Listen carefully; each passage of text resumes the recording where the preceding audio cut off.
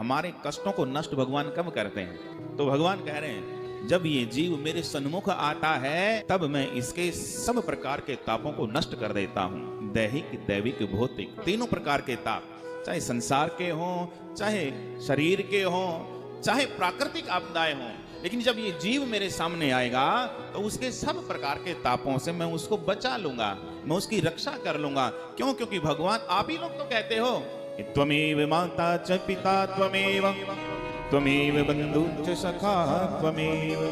हे प्रभु, तू मेरी माँ है, माँ। और माँ का स्वभाव है क्या? अपने बालक को गर्म हवा तक नहीं लगने देती, कष्ट तो दबाने देगी माँ।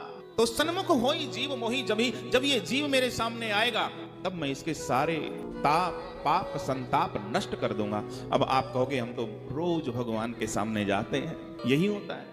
हम भी सोचते हैं कि रोज भगवान के सामने जाते हैं फिर भी कष्ट आते हैं, लेकिन कहीं ना कहीं वही प्रारंभ वाली बात, हमारे समर्पण में कहीं कमी है। नहीं तो केवल एक बार राम, इतना कहना ही काम बना देता है। एक बार राम कहो, एक बार कृष्ण कहो, एक बार श्री राधा कहो, इतना कहते ही सारे पाप, ताप, संताप सब जल करके हो जाते हैं खाक, सब नष्ट हो जाते हैं। लेकिन वो समर्पण, वो भाव, वो हमारा हृदय जब ठाकुर जी के सामने उस भाव में आएगा तो एक बार दर्शन सहित हमारे तीनों प्रकार के ताप नष्ट हो जाते हैं।